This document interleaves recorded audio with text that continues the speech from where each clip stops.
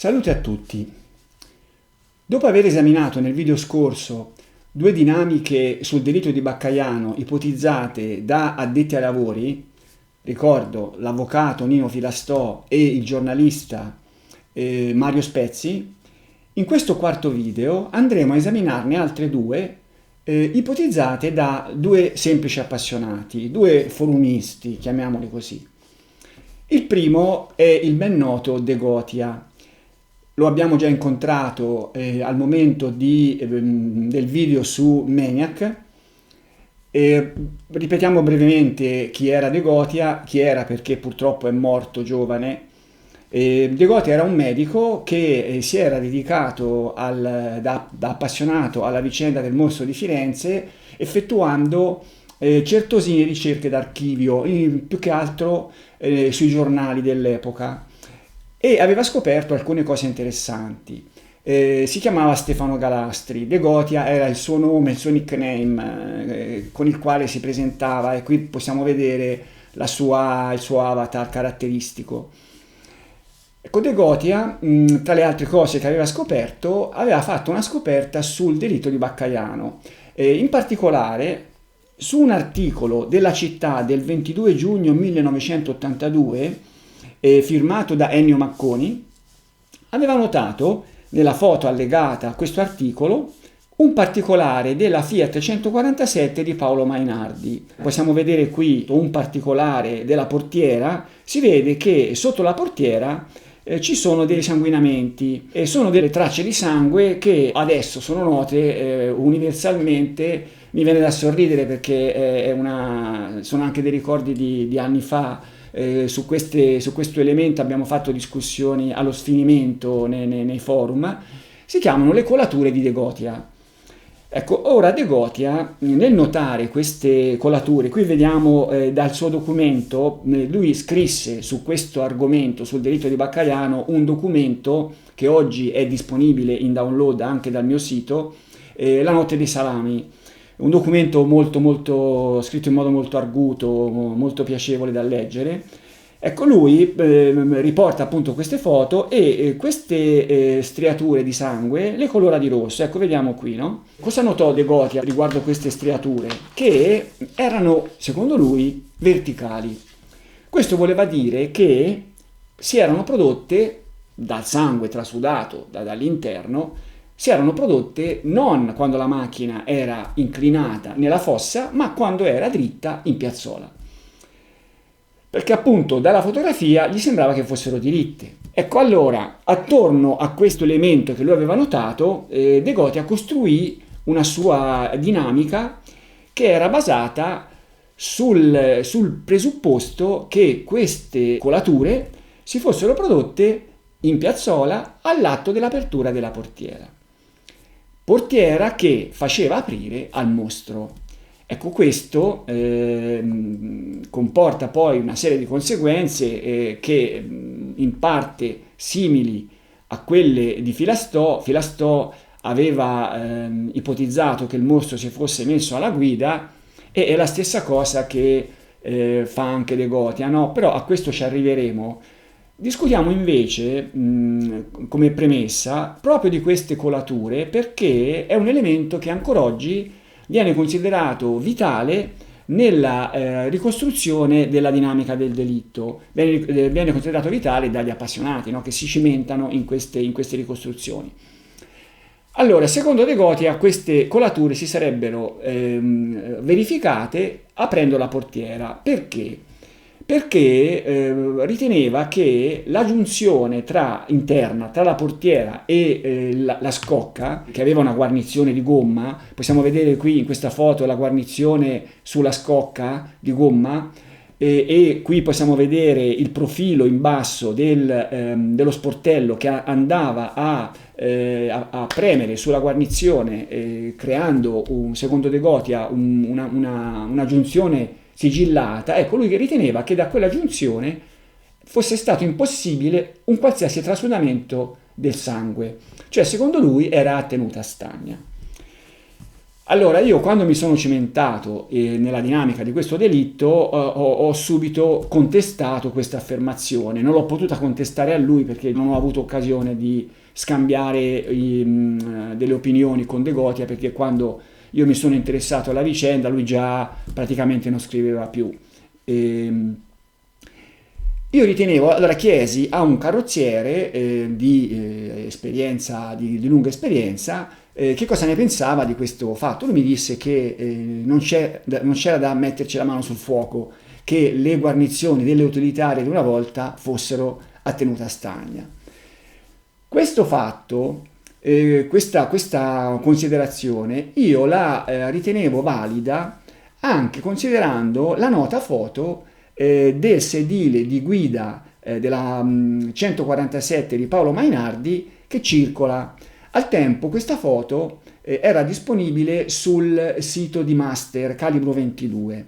Ecco, in questa foto, che è un fotogramma tratto, come si vede dal logo, dal documentario di History Channel, si vede che la zona dove poi De Gotia vide queste sue colature è caratterizzata da una macchia di sangue estesa che prende anche la guarnizione. Per cui io pensai che appunto dalla guarnizione il sangue fosse trasudato fuori, anche perché onestamente il fatto che questo sangue fosse trasudato all'atto dell'apertura della portiera lo ritenevo non logico. Cioè, perché fosse successa una cosa del genere, cosa sarebbe dovuto succedere? Sarebbe dovuto succedere che la portiera in qualche modo da chiusa avesse creato una specie di serbatoio in alto, sopra la guarnizione, di raccolta del sangue. Cioè, insomma, il sangue scivolato lungo lo sportello avrebbe dovuto raccogliersi e all'atto della portiera, plan, uscire e imbrattare la parte sottostante, la lamiera, dove poi si sarebbero formate queste colature. Ma no, se si va a vedere questa foto, nel punto di giunzione non c'è nessuna possibilità di raccolta di sangue. Al massimo, va bene, una giunzione può esserci un'intercapedine piccolissima, poteva esserci la raccolta di qualche goccia di sangue, che nel momento in cui la portiera veniva aperta, poteva, prima che la portiera si allontanasse, poteva scendere, ma sarebbe stata qualche goccia, no? Per cui ero convinto che ci fosse questo trasudamento dalla guarnizione.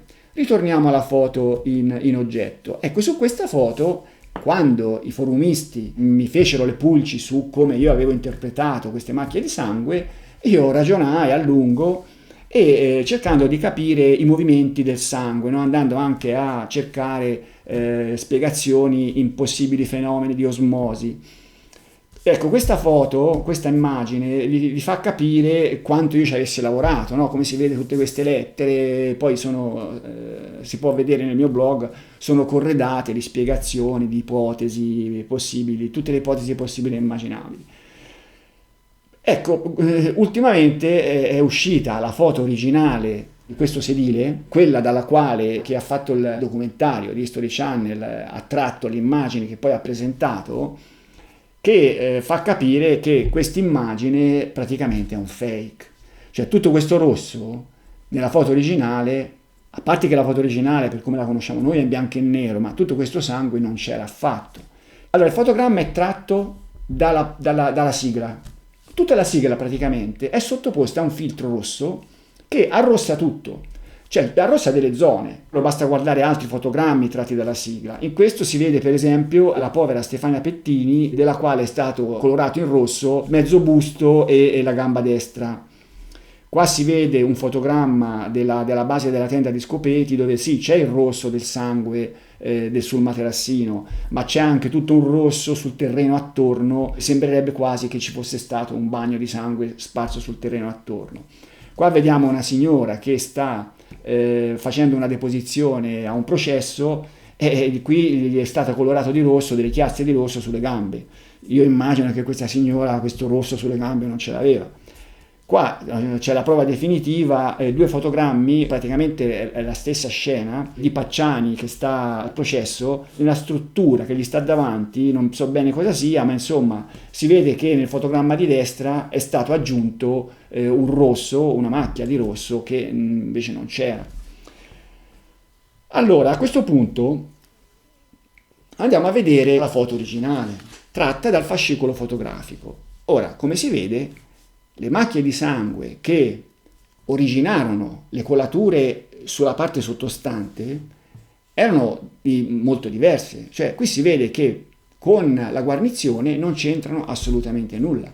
Cioè, queste macchie di sangue non potevano essersi originate attraverso un trasudamento tra portiera e guarnizione. Ecco, questo, diciamo così, smentisce quell'ipotesi che io stesso avevo fatto di trasudamento appunto attraverso la giunzione.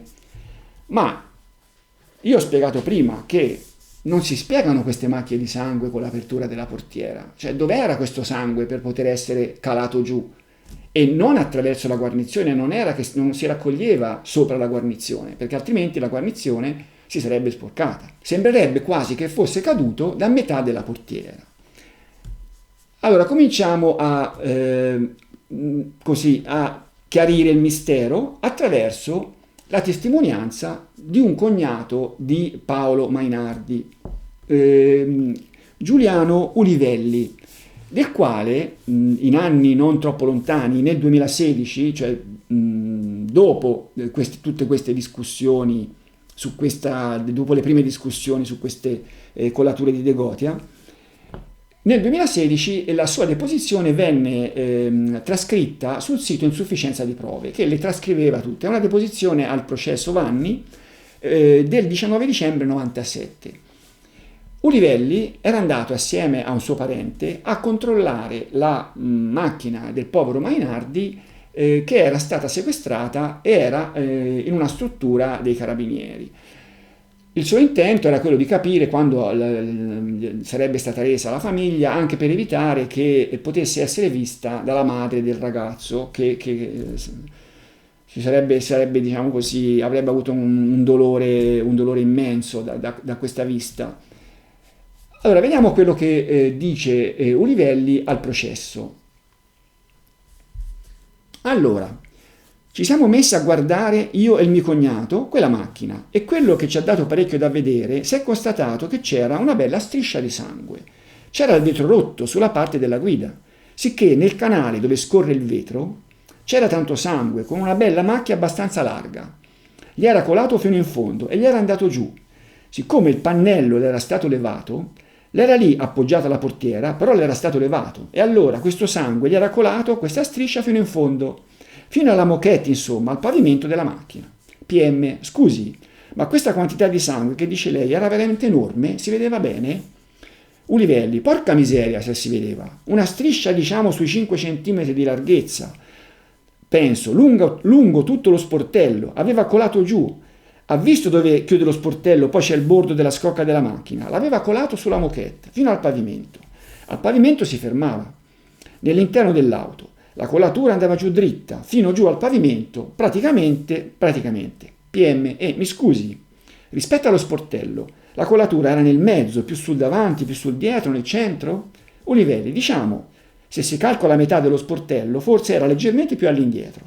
Diciamo più vicino al pipolino che si è detto, della sicura, ecco. Questa striscia di sangue che Ulivelli aveva notato sullo sportello del guidatore della macchina di Paolo era quella che poi si connetteva alle macchie di sangue che avevano dato origine alle colature di De Gotia. Ma come? Vediamo come. Allora, Ulivelli aveva visto lo sportello privo del pannello, c'è la parte interna della lamiera che dava sull'esterno, e su quella lamiera aveva visto questa striscia di sangue. Poi aveva visto anche del sangue sul pavimento dell'auto e aveva collegato le due cose. Però c'è da dire che il sangue che era finito sul pavimento dell'auto non poteva essere quello interno al pannello, che evidentemente era entrato dall'intercapedine del vetro, ma doveva essere quello che era scivolato sul pannello che poi i carabinieri avevano tolto. Ecco, da questa immagine si può vedere quello che io intendo, no?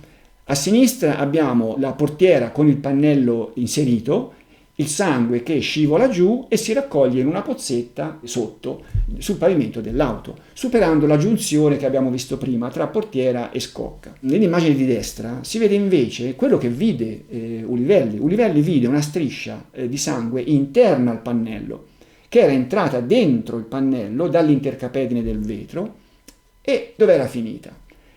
Quella che si era raccolta sul pavimento, abbiamo visto che siccome la guarnizione non era sporca, non aveva originato le macchie, le colature di De Gotia, diamogli il loro nome. A originare quelle colature era stata la parte che era entrata dentro lo sportello. Come? Allora, uno sportello di una macchina ha sempre il rischio che possa essere interessato da infiltrazioni d'acqua dall'alto, no? Se uno tira giù lo sportello e piove, l'acqua entra, cioè rischia di entrare. Allora, se quest'acqua rimane dentro, provoca danni perché si arrugginiscono le parti metalliche e così via. Allora, vengono creati dei fori in fondo dai quali l'acqua può defluire, l'acqua eventualmente entrata può defluire. Questi fori c'erano anche sulla portiera della 147 di Paolo Mainardi. Li vediamo qua. Sono tre. Il foro che interessa le nostre colature era quello vicino alla zona della sicura della maniglia.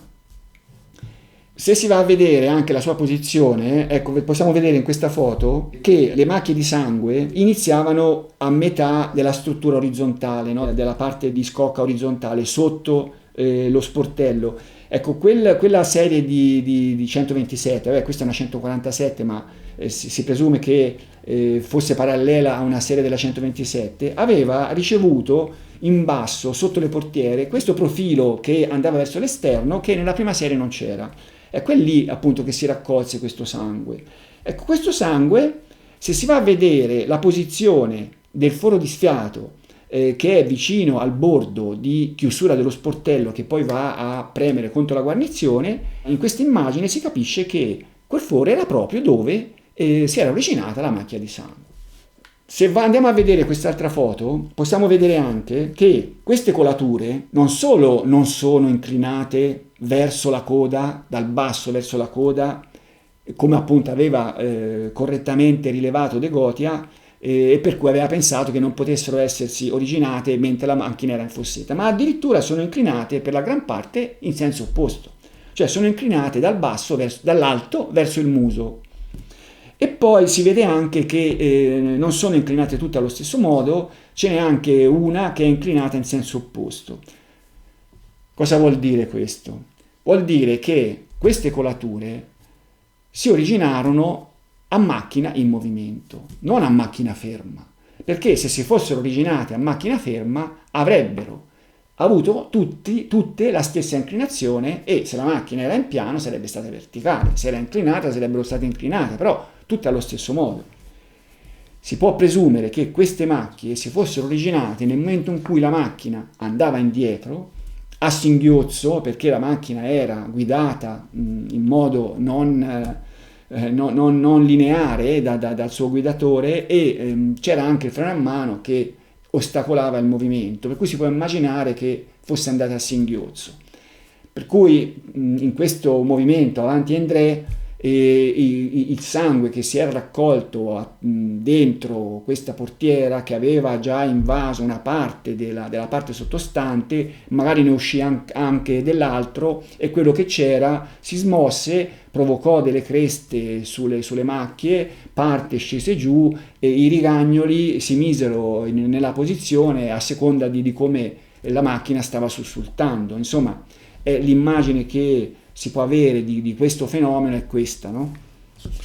Però questo è importante quello che abbiamo detto perché poi su queste macchie si sono fatti 1000 ragionamenti, si continuano a fare, è bene capire come si originarono.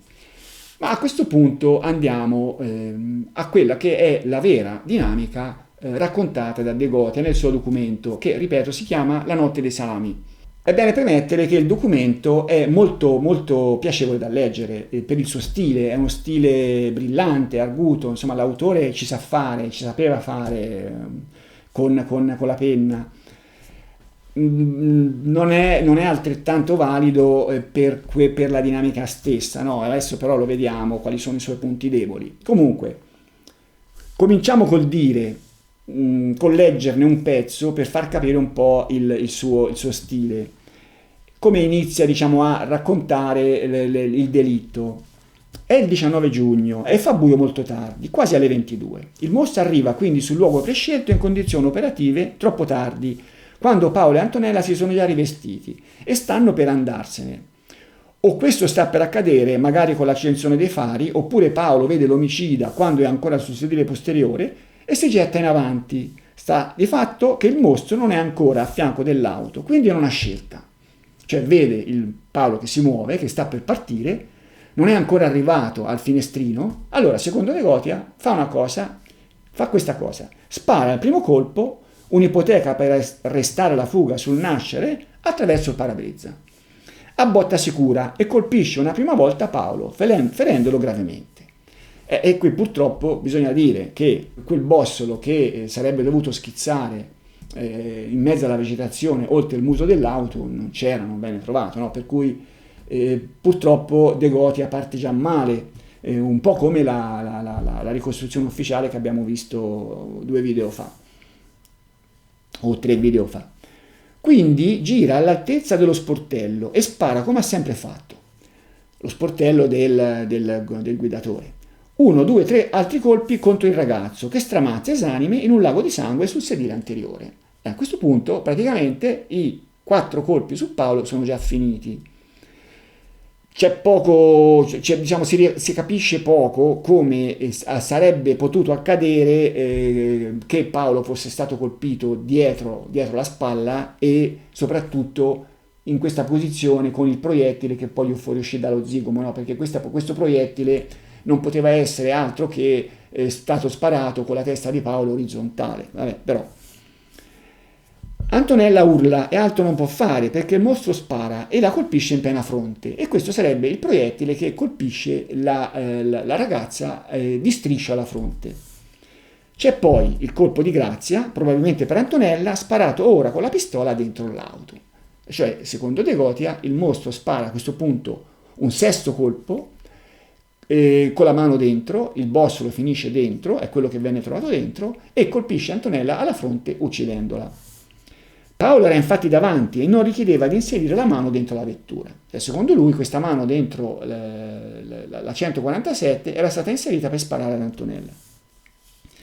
Pochi secondi ed è tutto finito. Come sempre, la prima parte dell'operazione è stata un successo. Beh, allora ho detto del bossolo del parabrezza, per il colpo del parabrezza, ma anche i 2 bossoli che furono trovati verso la strada con questa ricostruzione tornano poco, no? Perché i 3 colpi su Paolo e anche quello su Antonella sparati dal finestrino sono sparati con la pistola ferma contro il finestrino, per cui i bossoli avrebbero dovuto cadere tutti più o meno nello stesso posto, invece 3 caddero abbastanza vicino al finestrino e 2 lontano e la cosa torna poco. A questo punto il mostro, secondo De Gotia, si ferma a ragionare e pensa che non è il caso di effettuare l'escissione sul posto, perché secondo lui c'è pericolo dell'arrivo di qualcuno, insomma che qualcuno vedesse quello che stava succedendo. Abbiamo già visto l'altra volta che questo non è vero, bastava trascinare il corpo di Antonella dietro la macchina, già la macchina riparava, no? Avrebbe riparato, ma dietro poi c'erano cespugli, bastava superare questi cespugli e nessuno avrebbe visto niente. Però insomma anche De Gotia immagina che il mostro volesse portare il corpo della ragazza da un'altra parte. Allora secondo De Gotia cerca di tirar fuori il corpo di Paolo. Ecco il momento in cui secondo De Gotia si sarebbero generate le sue famose colature. In questo momento perché per tirar fuori il corpo di Paolo naturalmente il mostro dovette aprire la portiera di guida. Momento in cui questo fantomatico serbatoio di sangue che stava sopra si sarebbe aperto, il sangue sarebbe defluito e avrebbe creato queste macchie, no? Secondo De Gotia. Abbiamo visto che non è possibile.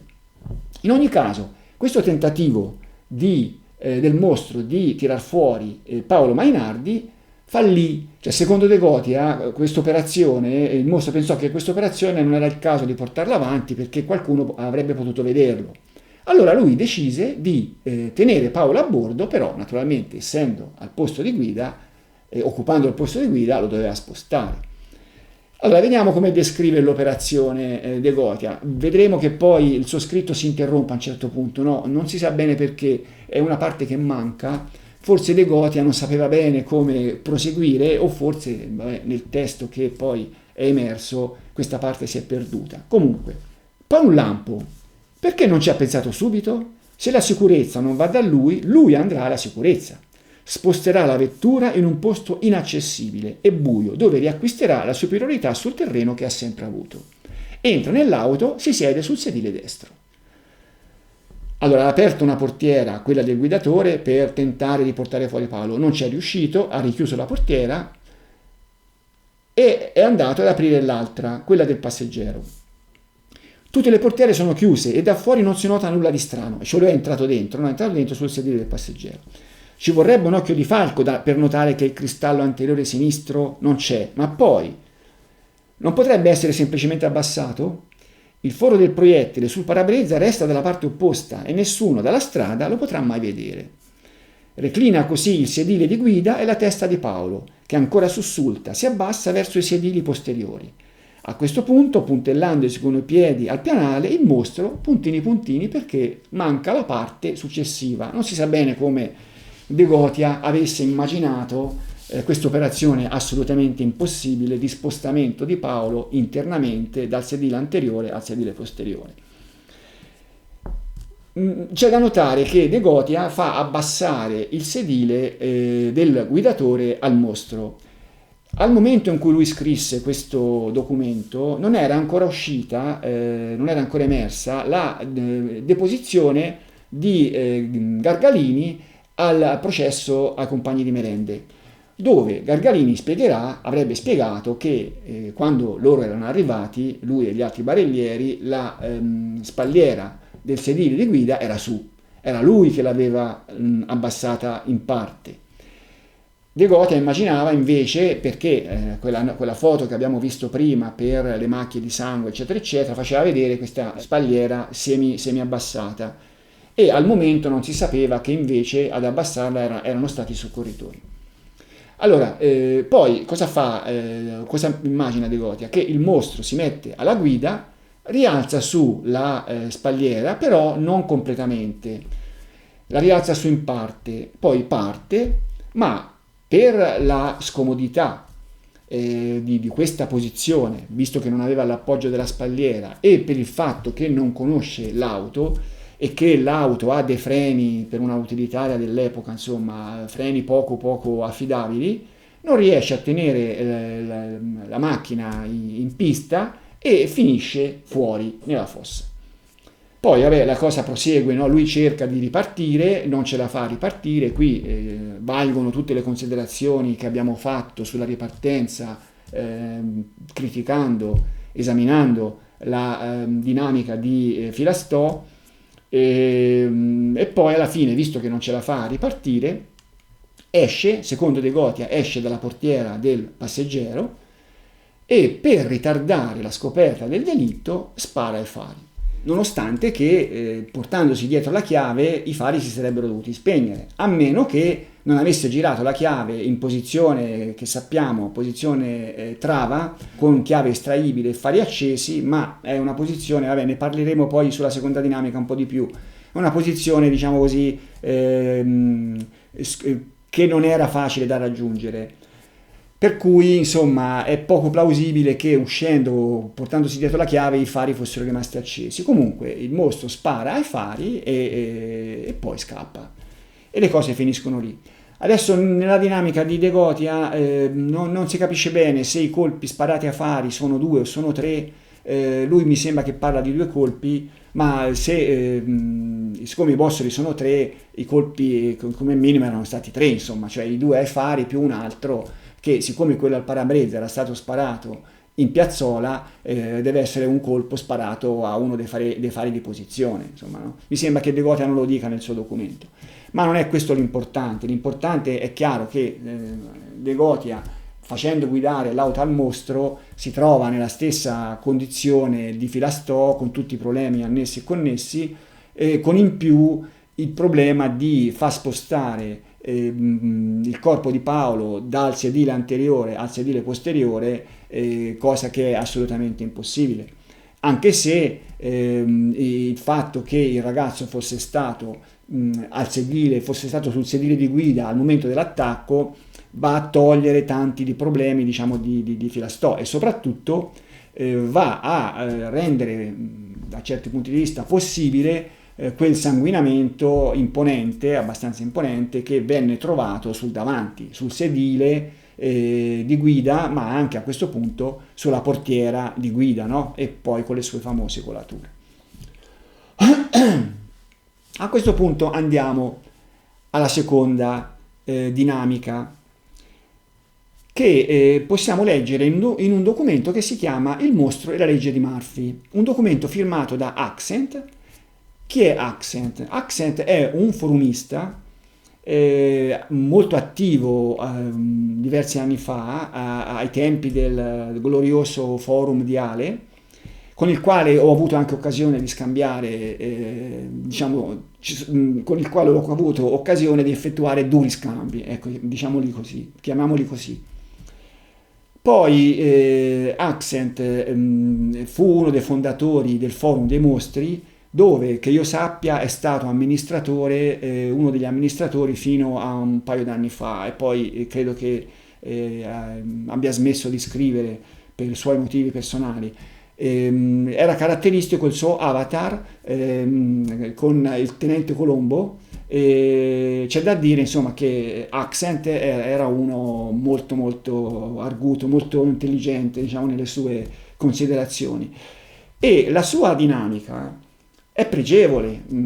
Io ai tempi l'ho criticata e la criticherò anche stasera, anche oggi, ma è una dinamica che cerca di conciliare in modo mirabile tutti gli elementi della scena del crimine, cercando, insomma, in qualche modo di far quadrare quello che Accent aveva in mente.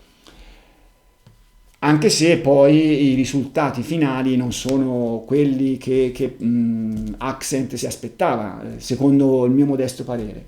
Comunque, come De Gotia era partito da una macchia di sangue, quella delle sue famose colature, Accent, che arriva dopo, per Accent le colature di De Gotia ci sono già, parte da un'altra macchia. Vediamo in questa foto. Questo è un fotogramma tratto dal documentario di History Channel. Questa macchia viene inquadrata in un certo momento, ma non si sa dov'è. È sulla strada, si capisce che è sulla strada, ma quale parte della strada? Quando Paolo venne soccorso, dalla parte della fossa dove c'era la macchina, si può immaginare che il sangue sarà sprizzato da tutte le parti, per cui macchie di sangue ci saranno state. Ecco, Accent immagina che questa macchia invece sia in mezzo alla strada. Lo immagina perché subito dopo questa macchia, nel documentario si vede una persona che indica qualcosa a livello stradale. Dalla prospettiva, Accent crede che questa persona sia in mezzo alla strada. Diciamo che la profondità si schiaccia molto, no? Con le riprese televisive. Si vedono anche le persone dietro questa che sta indicando, che sono più piccole. Potrebbe benissimo questa persona essere stata a ridosso della fossetta e aver indicato una macchia di quelle prodottesi quando il povero Paolo era stato soccorso. Comunque, Accent fa questa presunzione che la macchia sia in mezzo alla strada, collegandola alle colature di De Gotia. Allora, vediamo un po'. Prima di arrivare a questa macchia c'è tutta una sua ricostruzione che parte dal presupposto che i ragazzi fossero entrambi dietro a fare l'amore.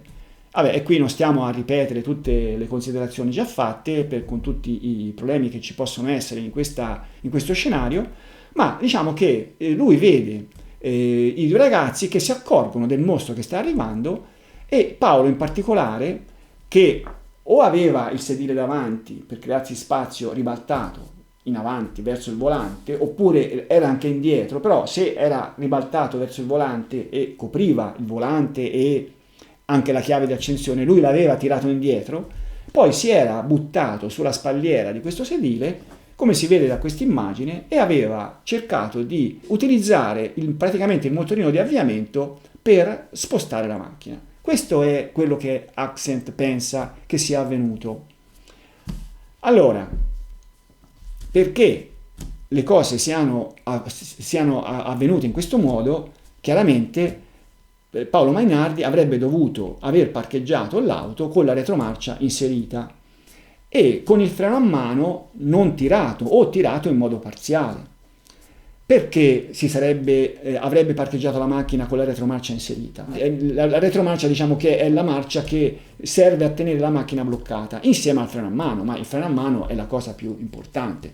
Cioè, se Paolo Mainardi aveva avuto l'accortezza di mettere la macchina in retromarcia, a quel punto tanto più avrebbe avuto l'accortezza di tirare il freno a mano in modo completo. E invece con il suo tentativo di far partire la macchina con il motorino di avviamento vuol dire che sapeva bene di non aver inserito il freno a mano, oppure di averlo inserito in parte, non lo so. Comunque, questa è poi bisogna anche pensare, no, che in quel momento chi avrebbe avuto questo lampo di genio di dire sta arrivando qualcuno, chissà chi è, aveva visto la pistola, aveva collegato il mostro, comunque di buttarsi sul motorino di avviamento per far partire la macchina, una cosa veramente difficile da pensare anche a tavolino, no? Per cui uno in quel momento, vabbè, insomma, che ci avesse pensato Paolo in quel momento lo ritengo veramente molto difficile. Però, allora, leggiamo dal testo di Accent la descrizione di questo evento. Nell'attimo esatto in cui raggiunge la chiave inserita nel blocchetto e sta per girarla, il mostro gli scarica 3 colpi direttamente alla testa. Il mostro spara al finestrino anteriore perché, come vediamo dal disegno, anche se Paolo ha le gambe e parte del busto ancora dietro, la testa e la scapola sinistra ce l'ha esattamente nel riquadro del finestrino anteriore. I primi 2 colpi devono essere quelli che lo prendono alla mandibola e all'orecchio, entrambi attutiti da un vetro ancora abbastanza forte, e quindi i proiettili o gli spezzoni dei proiettili non hanno la forza per trapassare le strutture ossee. Infatti impattano e si fermano in punti superficiali. Poi il terzo proiettile passa nel vetro oramai già frantumato o addirittura parzialmente crollato, che non oppone più molta resistenza e ha tutta la forza necessaria per sfondare il cranio e trapassare il cervello. Il quarto infine è quello più pulito, come diceva il professor Cagliesi Cingolani, e va a infilarsi nella scapola. Allora, questi 4 colpi che avrebbero colpito Paolo, tutti dal finestrino anteriore, ce ne sono 2 che tornano poco. Allora, quella alla spalla torna poco. Insomma, per quanto Paolo fosse riuscito a andare in avanti, il colpo alla spalla era da dietro. Il mostro avrebbe sparato alla testa di Paolo, colpendolo 2 volte dalla parte sinistra, e poi si sarebbe spostato per sparargli dietro la scapola, cosa abbastanza poco plausibile, no? Ma soprattutto a non tornare è il colpo alla mandibola. Cioè quel colpo, lo vediamo qui, avrebbe potuto essere sparato soltanto a una testa orizzontale. Cioè Paolo avrebbe dovuto avere la testa reclinata completamente all'indietro, ma dalla posizione che secondo Accent avrebbe assunto per girare la chiave, questo spostamento della testa era assolutamente impossibile. Al massimo avrebbe potuto metterla in verticale, perché era una testa inclinata in avanti, avrebbe potuto metterla in verticale. Per cui questa è una cosa che non torna. Comunque, vediamo quello che succede dopo. C'è un'altra cosa che non torna. Allora, sono 4 colpi sparati, c'è un bossolo dei 4 che è discosto dagli altri, no? Non si capisce quale potrebbe essere questo bossolo. Comunque la situazione dopo i 4 colpi che hanno ucciso Paolo è questa, cioè Paolo è riverso praticamente è accasciato sulla spalliera del sedile con la testa che va a toccare la seduta. Ecco, ora qui bisogna pensare che da questa posizione il sangue che abbiamo visto creare le colature di Degotia, che avrebbe imbrattato lo sportello, anche entrando nell'intercapedine del vetro, e da questa posizione non sarebbe potuto succedere tutto questo, no? È evidente che con Paolo accasciato in questo modo, quelle colature non si sarebbero potute produrre. Adesso diciamo, l'immaginazione di Accent fa intervenire Antonella, cioè Antonella si sarebbe accorta del tentativo di Paolo fallito di girare la chiave, e lui aveva avuto l'idea, Antonella gliela ruba e si butta anche lei sulla chiave di accensione e riesce a girarla e la macchina si mette in moto. E anche qui, ora che Antonella in quella situazione avesse capito quello che voleva fare Paolo e fosse giunta alla conclusione che era l'unico modo per cercare di salvarsi, è un po' azzardato, no? È un po' difficile immaginare che possa essere successo questo. Comunque, supponiamo che possa essere successo e andiamo avanti. Allora, cosa fa? Il mostro vede che la macchina sta camminando, spara un colpo attraverso il parabrezza e colpisce, secondo Accent, con quel colpo colpisce la ragazza alla fronte, è il colpo che la colpisce di striscia alla fronte. Ma allora Antonella avrebbe dovuto mettere la testa in una posizione che il colpo del parabrezza, che invece è proprio davanti al guidatore, avrebbe dovuto colpire lei, no? Anche questo torna poco, quel colpo lì, perché Antonella avrebbe dovuto mettere la testa proprio, avrebbe dovuto fare così sostanzialmente. No, avrebbe dovuto fare così, perché il colpo le entrò da sinistra a destra. Cioè una roba così, con il mostro là davanti, insomma poco plausibile. Però va bene, a questo punto Antonella ferita smette di tentare di far andare il motorino di avviamento e la macchina si ferma in mezzo alla strada. A quel punto il mostro apre la portiera, è il momento in cui si generano sia le colature di Degotia sia la macchia sull'asfalto dalla quale Accent è partito per questa dinamica. E anche lì, allora, questo sangue è sangue che non poteva essere colato dal pavimento dell'auto, no? Perché il pavimento dell'auto, prima di arrivare alla parte esterna, sale, per cui non poteva essere andato trasudato. Poi abbiamo visto che dalla foto della guarnizione o della foto originale del fascicolo fotografico, la guarnizione non era interessata dal sangue, per cui il sangue non poteva essere defluito da lì. Da dove poteva essere arrivato quel sangue? Dalla portiera? Ma nel momento in cui il mostro apre la portiera, sono frazioni di secondo in cui la portiera sta lì sopra dove poi vennero trovate le stecolature di Degotia con la macchia sotto. È un attimo, no? Poi una volta aperta la portiera se ne va. Per cui semmai se c'è qualche goccia di sangue che può trasuda da qualche altra parte e non lì dove ci sono le colature con la macchia sottostante. Vediamo quello che succede. Il mostro, visto che l'auto adesso si è fermata, si avvicina e apre lo sportello di Paolo per infilare il braccio dentro e uccidere Antonella. Dallo sportello aperto comincia a colare il famoso sangue sulla strada. Nel frattempo Antonella è ancora viva e vegeta perché la ferita alla fronte è superficiale, per cui afferra il braccio del mostro. Qui comincia la lotta fra i due che avviene sopra la schiena del povero Paolo. Abbiamo visto la posizione di Paolo, no? Che era così. E sopra la sua schiena avviene questa lotta. Del povero Paolo riverso a testa in giù. Il mostro riesce a colpire in faccia Antonella con estrema violenza, probabilmente con un pugno che le spezza il setto nasale e le provoca la vasta ecchimosi rilevata dal medico legale e così mette fine alla colluttazione. E qui c'è da fare una precisazione. Allora, questa ferita al setto nasale di Antonella, che è una ferita, sembra che ci siano state delle fratture delle ossa, ma anche una ferita lacero-contusa sul naso, che è difficilmente spiegabile con un pugno, cioè il pugno può spiegare la frattura del setto nasale, ma non la lacerazione della cute, della pelle. A meno che il mostro non avesse avuto un anello, che ne so, un tirapugni, magari è possibile anche questo.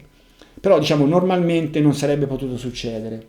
Quella ferita è una ferita strana che i periti, i medici legali non seppero spiegare. Leggiamo le dichiarazioni di Cagliesi Cingolani, quello che aveva fatto l'autopsia, si chiama Maurri, al processo Pacciani. Fu trovata anche una frattura, una lesione al naso. C'era una ferita lacera abbastanza irregolare al naso, con una sottostante frattura delle ossa nasali, della quale lesione non sapevamo interpretare esattamente la natura.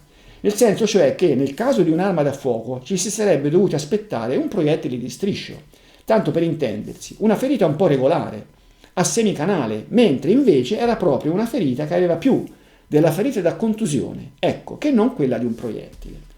Allora, io ho presunto che questa ferita fosse da collegarsi a quella di striscio alla fronte, fosse dovuta, diciamo, alla pioggia di frammenti di vetro e frammenti di piombo del primo proiettile che aveva rotto il vetro e si era frammentato e appunto poteva aver colpito la ragazza in questi due modi.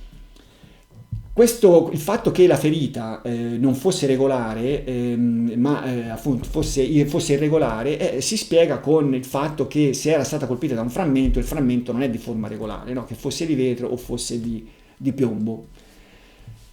Mi è stato detto che un frammento di vetro non avrebbe avuto la forza di rompere il setto nasale, potrebbe essere vero, certamente un frammento di piombo sì, ma in ogni caso ci potrebbe essere un'altra spiegazione per questa ferita, che è questa, cioè quando ci fu il momento in cui l'auto si avviò e cercò di raggiungere la carreggiata, questo movimento è un movimento fatto a singhiozzo, no? Perché c'era il freno a mano tirato, poi lo vedremo quando arriveremo alla dinamica che personalmente ritengo corretta. Ci fu questo andamento a singhiozzo nel quale il sedile, che probabilmente era bascolato in avanti, ricadde all'indietro e cadde anche sulla caviglia della ragazza, provocandogli le ferite che poi vennero riscontrate, ma anche il corpo stesso della ragazza magari si spostò, andò indietro, andò in avanti. È probabile, è possibile che fosse caduto sulla spalliera e proprio avesse picchiato il naso sulla spalliera che era lì davanti e questo avesse provocato questa frattura delle ossa nasali, questa contusione, questa ferita lacero-contusa. Andiamo avanti con la dinamica di Accent. A questo punto Antonella è tramortita dal pugno e il mostro mette una mano dentro e le spara alla fronte, uccidendola. Cosa fa il mostro? Lo sportello di guida l'aveva aperto, spinge via il corpo di Paolo e si mette alla guida. Ecco, teniamo presente un fatto, no? Poi lo vedremo più avanti, tutte queste operazioni si sarebbero dovute svolgere in un paio di minuti. Perché? Dal passaggio tra l'auto di Carletti, che aveva visto l'auto di Mainardi ancora sulla piazzola, a quello dei due ragazzi, Poggiarelli e Calamandrei, che l'avevano vista in fossa, erano passati un paio di minuti. Per cui in quel paio di minuti sarebbe dovuto succedere tutto questo lavoro, no? Con il mostro che avrebbe dovuto aprire la portiera, avere questa lotta con la ragazza, darle il pugno, spararle, mettersi alla guida e ripartire. Vabbè, comunque il mostro riparte e finisce in fossa. Insomma, adesso non conosce bene la macchina, eccetera, eccetera, no? E qui ci sono i soliti problemi di tutte le altre dinamiche che prevedono che il mostro debba uscire dall'auto e sparare ai fari, portandosi dietro la chiave. Allora, fu proprio Accent che si riuscì a trovare il libretto di istruzioni della 147 brasiliana, no? Che non era facile da reperire. E nel suo documento è disponibile questa immagine tratta dal libretto di istruzioni dove si vedono le posizioni della chiave di accensione. Ecco, allora, uscendo dalla macchina con i fari accesi, voleva dire, e la chiave che si era portata via, voleva dire che aveva messo la chiave nella posizione trava, cioè in fondo. Ma questo è molto improbabile. A parte bene, aveva anche davanti i pulsanti, tutti i pulsanti, tra cui quello dei fari, e avrebbe, insomma, uno dà un'occhiata prima di passare a sparare addirittura, no? Un'occhiata gliel'avrà data, e non aveva visto che c'era il faro, il pulsante di accensione dei fari che poteva premere. ma che magari può darsi anche che avesse una luce che magari lo illuminava, io non lo so questo, una volta premuto. Ma allora va bene, esce e la chiave invece di rimetterla in posizione normale, in posizione gara, la mette in posizione trava. Ora la cosa non è così semplice. La posizione trava è una posizione, diciamo, insidiosa, no? Perché se uno tira via la chiave da quella posizione e lascia accesi i fari, magari quelli di posizione, il giorno dopo trova la batteria scarica, no?